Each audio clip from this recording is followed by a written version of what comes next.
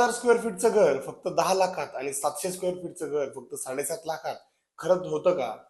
जर आपल्याला घराचं बांधकाम करायचं आहे आणि आपल्याकडे कमी प्रमाणात पैसे आहे, तर आपल्याला 1000 स्क्वेअर फीटचं घर आपण 10 लाखात बांधू शकतो का?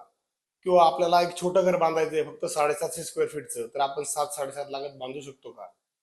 तर मित्रांनो, हेच आपण आजच्या व्हिडिओमधून जाणून घेणार आहोत की आपल्याकडे जर पैसे कमी आहे, खरंच कमी पैशामध्ये चांगलं बांधकाम होतं का? की कमी खर्चामध्ये चांगलं बांधकाम आपण करू शकतो का? आपल्या स्वप्नातलं घर आपण कमी खर्चामध्ये जे आपल्या मनात आहे तेच बांधू शकतो का? तर हे आपण आजच्या व्हिडिओमध्ये जाणून घेऊया. तर मित्रांनो, कसं असतं, आज सध्या जर आपण मार्केटमध्ये गेलो तर आपल्याला काय बघायला मिळतं, 1500, 1600, 1700, 1800 रुपये पर स्क्वेअर फीट प्रमाणे आरसीसी स्क्वेअर फीट घराचा रेट आहे. म्हणजे जर आपण एखाद्या कॉन्ट्रॅक्टरला किंवा एखाद्या इंजिनियरला विथ मटेरियल जर आपल्या घराचं काम दिलं, तर आपल्याला 1500, 1600, 1700 रुपये पर स्क्वेअर फीटने पैसे लागतात. म्हणजे 1000 स्क्वेअर फीटच्या घरासाठी 15, 16 ते 17 लाख रुपयापर्यंत देखील पैसे लागतात. आणि 700 स्क्वेअर फीटच्या घराला जवळजवळ 12 किंवा 13 लाख रुपये आपल्याला लागतात. पण जर आपण स्वतः मटेरियल परचेस केलं आणि स्वतः जर आपण सगळं जे साहित्य आहे घरासाठी, वाळू असेल, सिमेंट असेल, खडी असेल, हे स्वतः खरेदी केलं आणि एखाद्या बांधकाम मिस्त्रीला प्लास्टर आणि बांधकाम आणि आरसीसी काम हे मजुरीवर दिलं, तर आपल्याला कमी खर्च होईल का, हे आपण आजच्या व्हिडिओमध्ये जाणून घेणार आहोत. आणि यामध्ये खरंच फरक पडतो का? तर मित्रांनो, फरक हा नेमका कुठे पडतो? कारण महाराष्ट्रामध्ये वेगवेगळ्या भागात वेगवेगळा मटेरियलचा रेट आहे. तर बऱ्याचशा भागात तुम्ही बघितलं असेल की विटांचा रेट हा खूप कमी जास्त असतो. विटा देखील 7 रुपये, 8 रुपये, 10 रुपये, 11 रुपयापर्यंत विटांचा रेट आहे. मित्रांनो, तीच वीट एखाद्या आपल्या मित्राला जर 7 ते 8 रुपयाने मिळणार असेल किंवा एखाद्या दुसऱ्या मिस्त्रीला 10 ते 11 रुपयाने मिळणार असेल, तर त्यामध्ये जवळ 2 ते 3 रुपयाचा फरक पडतो. म्हणजे साधारणतः 1000 स्क्वेअर फीटच्या घराला आपल्याला 15,000 वीट लागते नॉर्मली. तर 15,000 गुणिले 3 रुपये साधारणतः आपले जवळजवळ 30 ते 45,000 रुपयापर्यंत पैसे अतिरिक्त खर्च होतात. तसेच मित्रांनो, बांधकाम करताना विटा आणि वाळू आणि खडी या 3 गोष्टीच्या रेटवर खूप जास्त मोठा खेळ अवलंबून असतो. तर तो कसा? जसं मी विटांचं उदाहरण सांगितलं.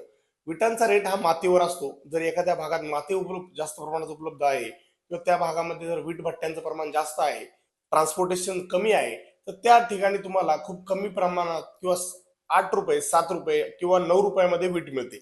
जसं की शिर्डीच्या जर आजूबाजूच्या भागामध्ये तुम्ही बघितलं किंवा संगमनेरच्या आजूबाजूच्या भागामध्ये बघितलं किंवा अहिल्यानगर जिल्ह्याच्या काही भागांमध्ये जर बघितलं, तर वीट खूप स्वस्त मिळते.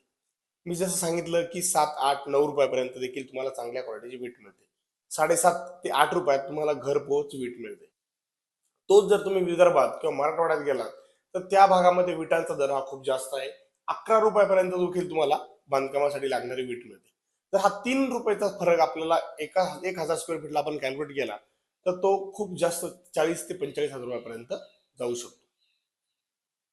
त्यानंतर मित्रांनो, वाळू. आता वाळू देखील मित्रांनो, तिच्या ज्या ठिकाणी वाळू अवेलेबल आहे, ज्या ठिकाणी नदीची वाळू अवेलेबल आहे, ज्या ठिकाणी नदीच्या वाळूचे लिलाव होतात, त्या ठिकाणी जर आपण बघितलं, त्या ठिकाणी साधारणतः 4 ते 4,500 रुपये ब्रास प्रमाणे आपल्याला वाळू मिळते. तर काही काही ठिकाणी समजा पुणे असेल किंवा नाशिकच्या काही भागामध्ये वाळू मिळत नाही, त्या ठिकाणी खूप लांबून वाळू ही ट्रान्सपोर्ट करून आणावी लागते.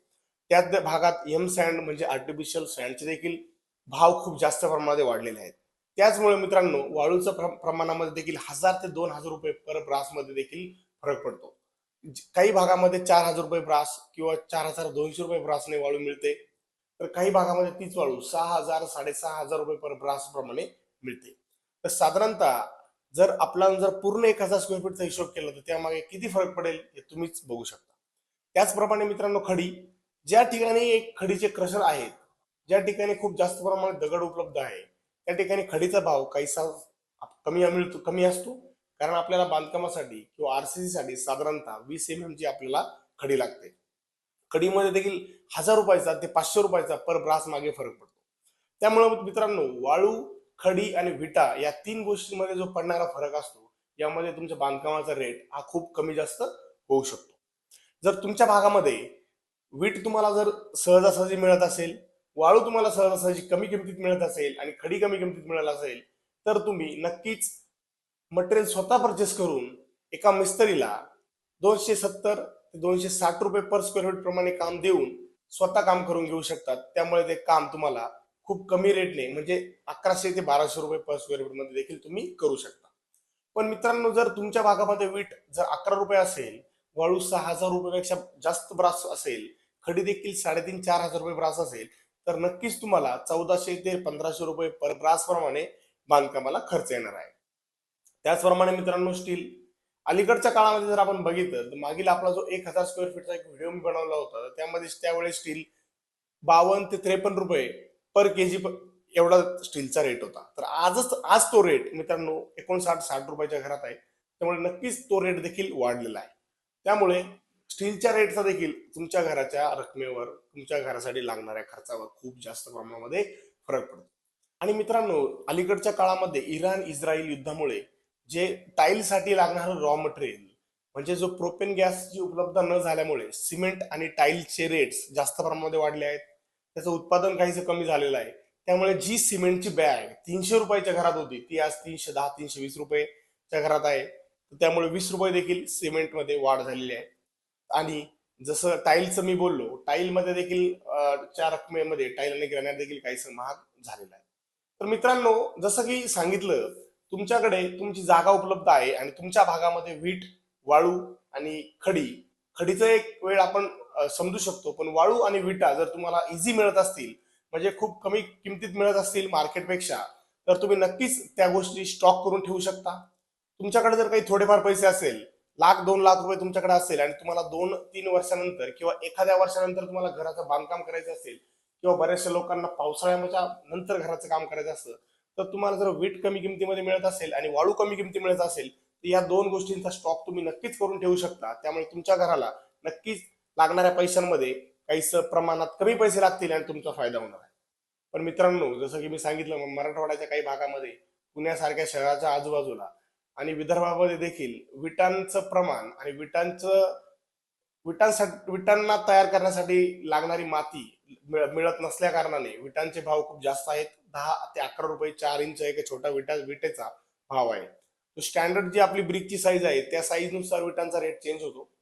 तर मित्रांनो, मी जसं सांगितलं, तुमच्या भागात जर विटा आणि वाळू मिळत असेल तुम्हाला स्वस्तात, कारण मला माझे काही जे आता मला खूप कॉल्स आणि मेसेज येतात किंवा मला आजच एका क्लायंटचा मेसेज आला होता की सर त्यांना वीट 7.5-8 रुपयाला मिळते, तर त्यांनी मला विचारलं होतं काय करू. मी त्यांना तेच सांगितलं, तुमच्याकडे जर विटा उपलब्ध असतील कमी रेटमध्ये, चांगली विटांची क्वालिटी देखील तुम्ही बघितली पाहिजे. कमी किमतीत मिळते म्हणजे ती तुम्हाला क्वालिटीशी कॉम्प्रोमाइज करून चालणार नाही. वीट जर चांगली असेल आणि कमी किमतीत मिळत असेल तर नक्कीच तुम्ही ती खरेदी केली पाहिजे. आणि जर तुम्हाला चांगली वाळू मिळत असेल, नदीची असेल किंवा आर्टिफिशियल सँड असेल, 4,000 ते 4,500च्या रेंजमध्ये जर मिळत असेल, तुम्ही नक्कीच स्टॉक करून ठेवू शकता. पण वाळू देखील चांगली पाहिजे, त्यामध्ये मातीचं प्रमाण देखील मापात पाहिजे. तर ह्या गोष्टी जर सगळ्या जुळून येत असतील तर नक्कीच तुमच्या घरासाठी लागणारे पैसे तुम्हाला कमी लागतील. त्या केसमध्ये तुम्हाला 1500, 1600, 1700 रुपये पर स्क्वेअर फीटने पैसे द्यायची गरज नाही. तर आणि कोकणामध्ये मित्रांनो, आपल्या बरेचसे मित्र कोकणातून देखील आहेत. आपले बरेचसे जे आपल्या चॅनलशी जोडलेले आपले मित्र कोकणातून आहेत, त्यांचा देखील प्रश्न असतो. मित्रांनो, कोकणामध्ये कसं असतं, जो जांभा चिरा असतो त्याचा वापर केला जातो. त्या ठिकाणी वीट वापरली जात नाही. तर जांभ्या चिराच्या या ठिकाणी रेटवर सगळ्या गोष्टी अवलंबून असतात. वाळू आणि सिमेंट तुम्हाला सेमच लागतं, स्टील देखील लागतं. पण चिरा जो आहे, चिऱ्याचा रेट तुम्ही स्थानिक ठिकाणी बघून घेतला पाहिजे. जो लाल चिरा आहे किंवा जांभा चिरा आहे त्याचा रेट जर तुम्हाला मिळत असेल किंवा त्याचं ट्रान्सपोर्टेशन तुम्हाला कमी किमतीत मिळत असेल, तर तुम्ही ते नक्कीच ते देखील स्टॉक करून ठेवलं पाहिजे.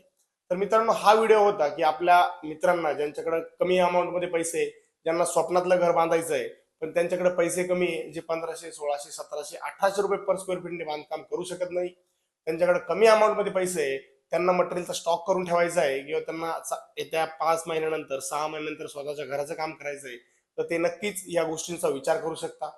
तर मित्रांनो, हा व्हिडिओ होता आपल्या मित्रांसाठी, कारण आपले मित्र कमेंट्स करतात आणि आपण त्यांच्यासाठी व्हिडिओज बनवत असतो. मित्रांनो, नक्कीच आपल्या चॅनल खूप सारे प्लॅन्स आपण शेअर करत असतो. तुमच्या भागामध्ये वीट काय भावाने मिळते आणि वाळूचा रेट काय, हे मला कमेंटमध्ये नक्की आवर्जून सांगा. बघूया महाराष्ट्राच्या कोणत्या भागामध्ये विटाचा आणि वाळूचा काय रेट आहे. तुमच्या जिल्ह्याचं नाव, तुमच्या गावाचं नाव आणि वाळू किंवा विटाचा रेट असणार आहे, या 3 गोष्टी कमेंटमध्ये नक्कीच मेन्शन करा. आतापर्यंत तुम्ही जर आपल्या चॅनलला सबस्क्राईब केलं नसेल तर नक्कीच सबस्क्राईब करा. तुमच्या हक्काच्या घरांसाठी, तुमच्या हक्काच्या कन्स्ट्रक्शनसाठी हा चॅनल तुमच्यासाठीच आहे. हा व्हिडिओ जर आवडला असेल तर तुमच्या मित्रांसोबत, ज्यांना घर बांधायचं आहे, ज्यांना कन्स्ट्रक्शन विषयी त्यांना माहिती पाहिजे, त्यांच्यासोबत नक्कीच हा व्हिडिओ शेअर करा. सांगितल्याप्रमाणे चॅनलला सबस्क्राईब नक्की करा.